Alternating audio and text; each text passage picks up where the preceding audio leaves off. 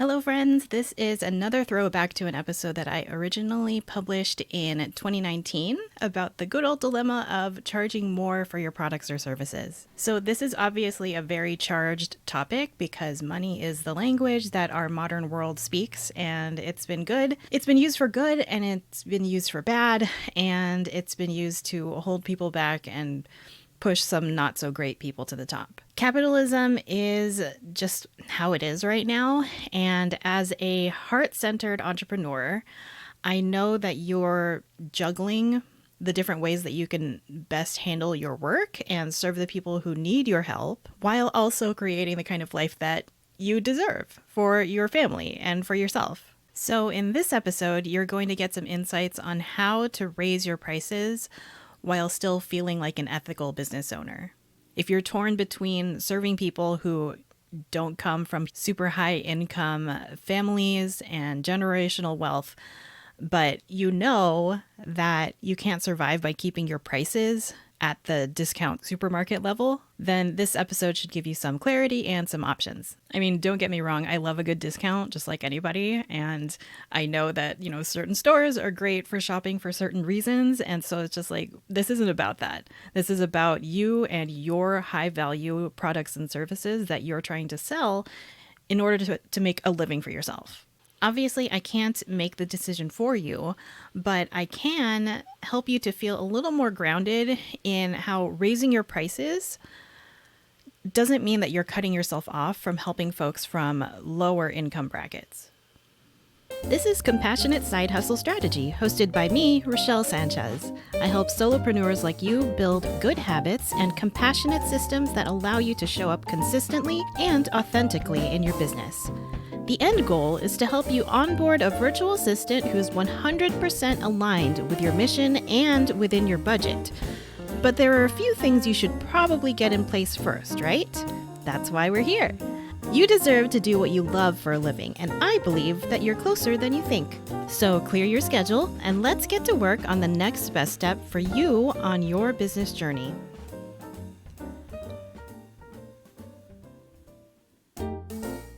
This is Compassionate Side Hustle Strategy, hosted by me, Rochelle Sanchez.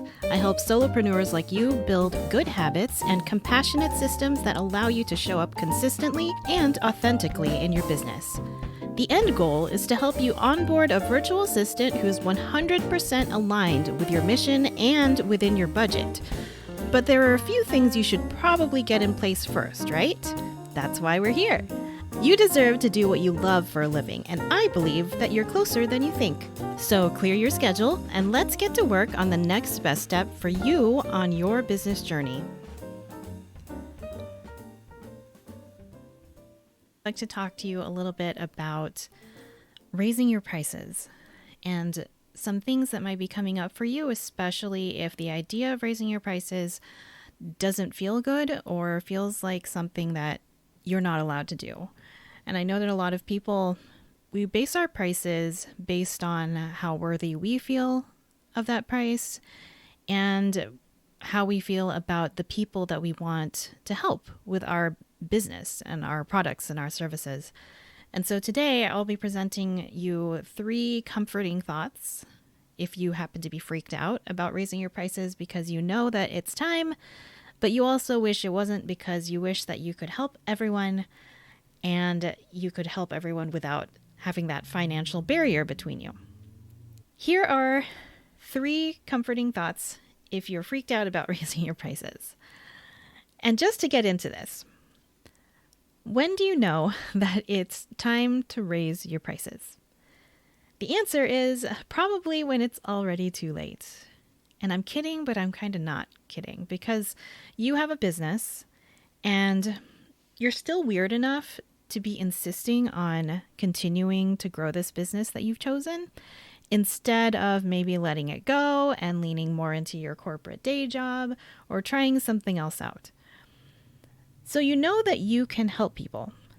Like if I put the perfect client in front of you who can pay you no problem and you're completely within their budget and they're exactly the type of person that you hope would buy your product or service, you would probably confidently 100% up, show up, and change their life just like that. No problem, right? You know that this whole self-employed thing is slightly more complicated than you thought it was when you started researching, whether that was a few years ago or fairly recently, but probably you're noticing that things are a little more complicated than just start a business and get the licenses and then put yourself out there.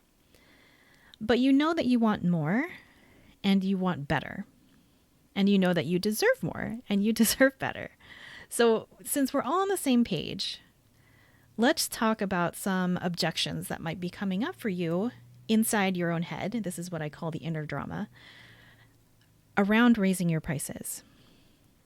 And we're going to talk about them one by one, especially if you're like me and you like to work with people who are like you and you're not super thrilled to be working with like uber rich upper class people who are completely unplugged from the world and what power they have in their money and how they can use their money for good. So if those are not your people, then we're probably the same kind of person. The first thought that I would love for you to keep in your head, at least for the next week and just to reflect on, is that you deserve to be able to provide for yourself. And this concept dives into the whole put your oxygen mask on first deal.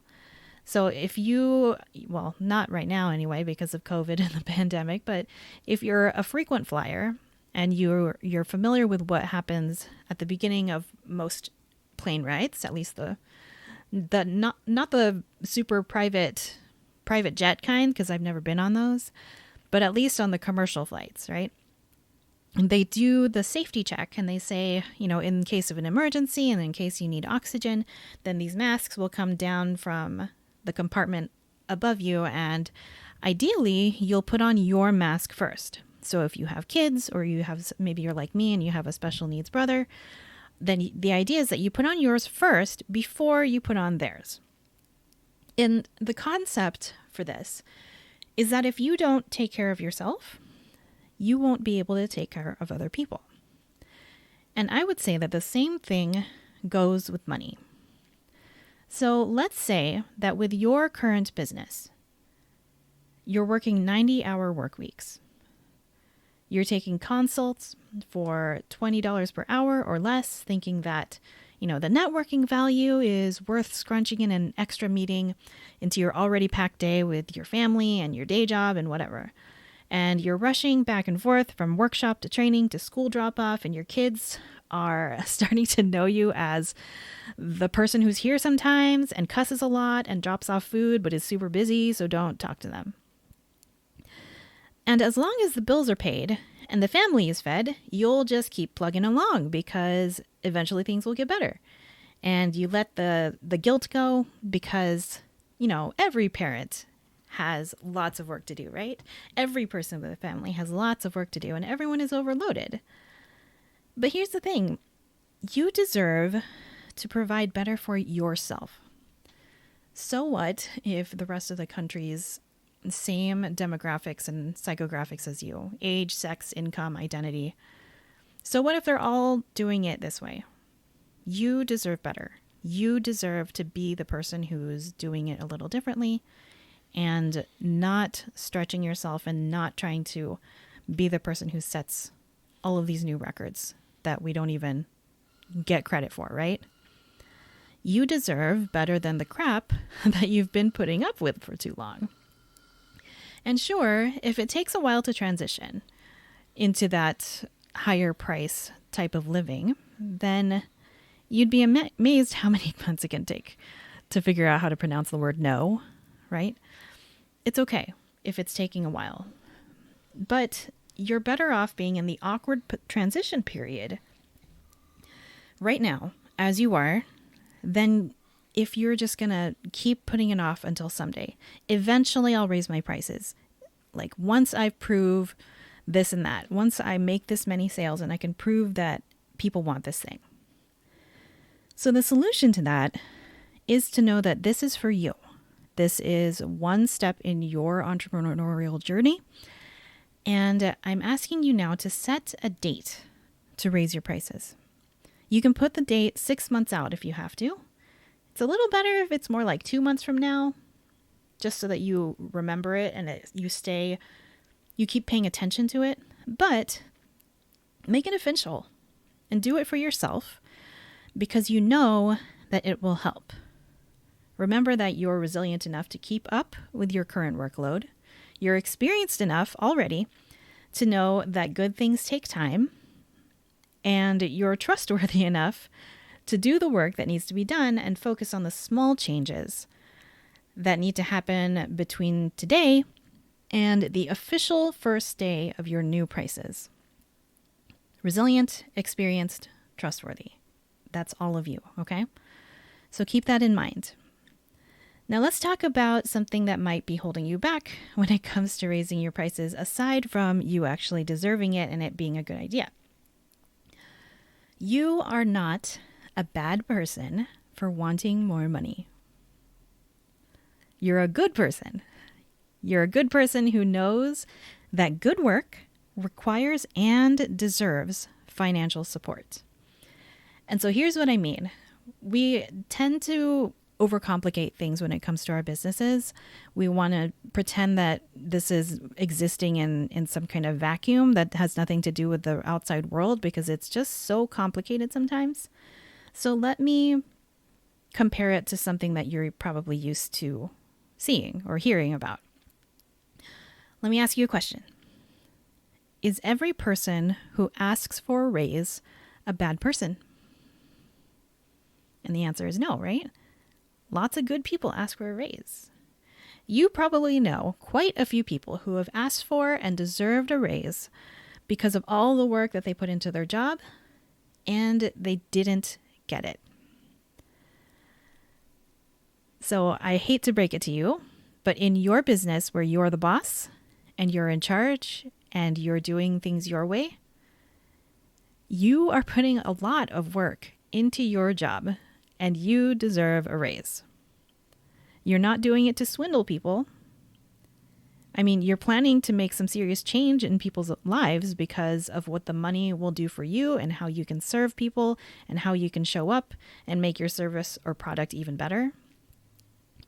You know that a lot of those things on your vision board and all of the changes that you want to make and all of the impact that you see in your own future, you know that a lot of those things on your vision board don't fit into your current budget.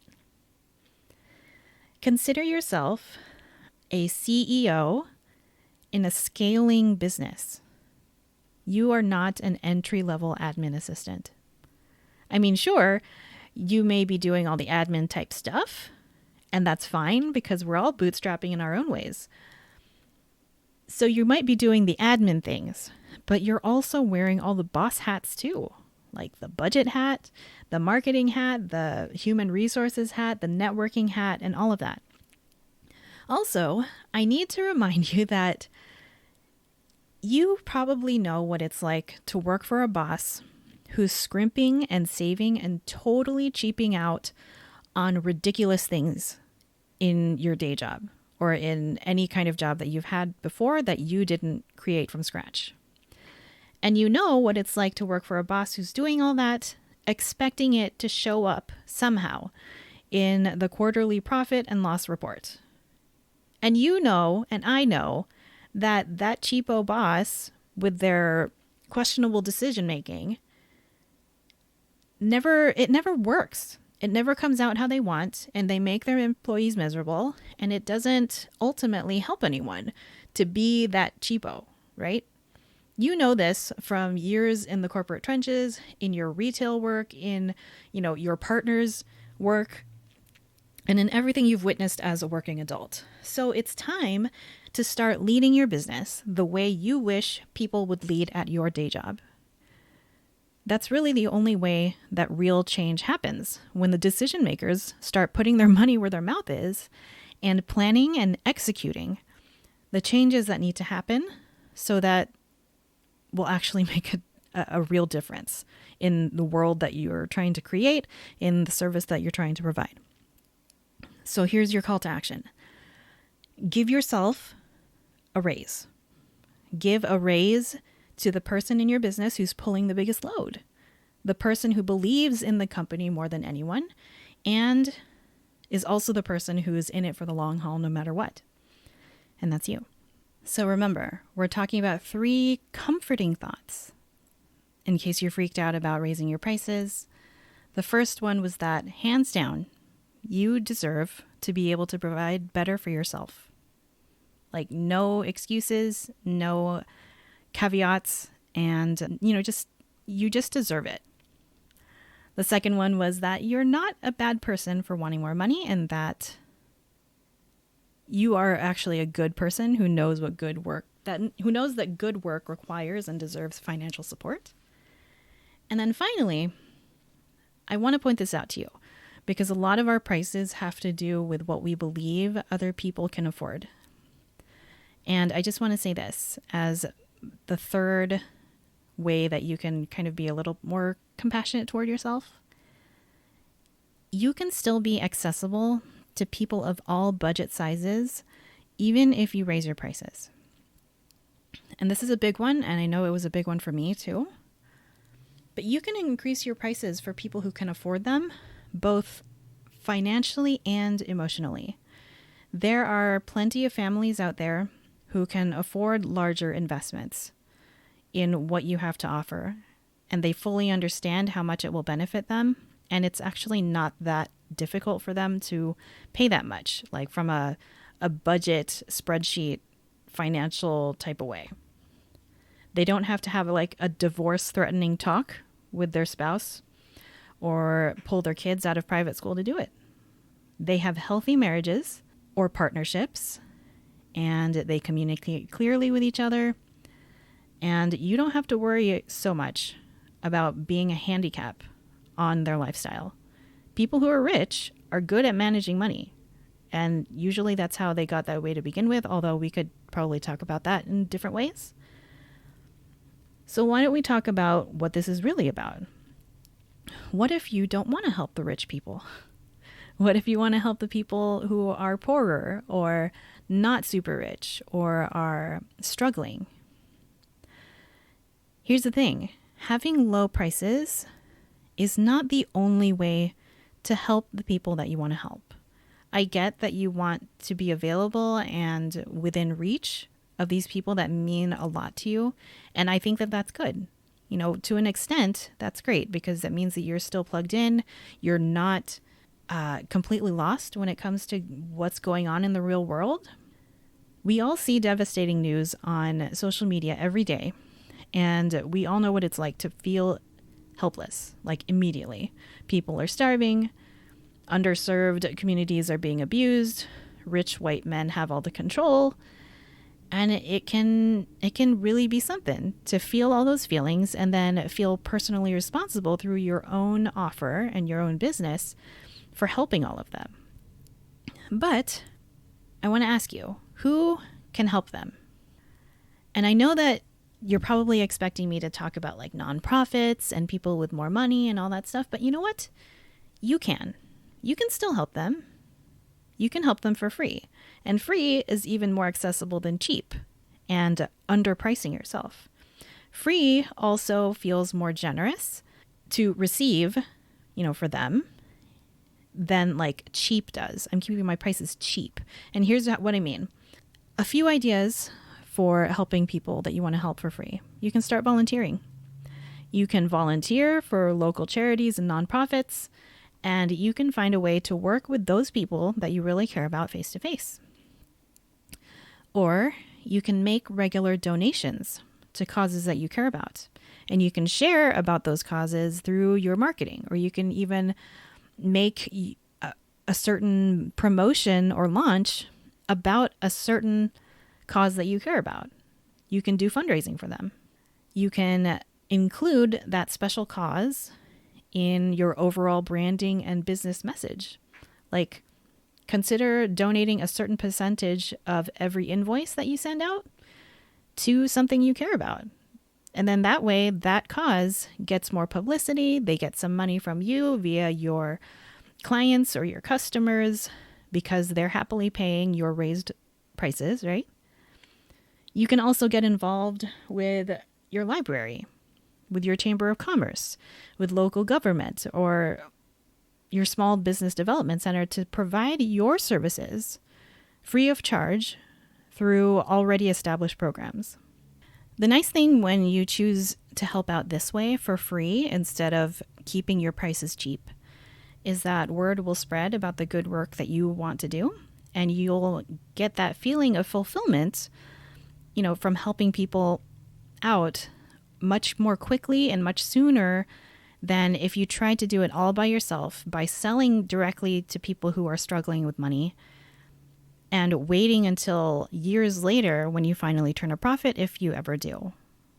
So don't worry about it. There are different ways to help people who are not super rich, people that you may not like, and you're allowed to give away your services and your products for free as however you want to. You can just build that into your business plan.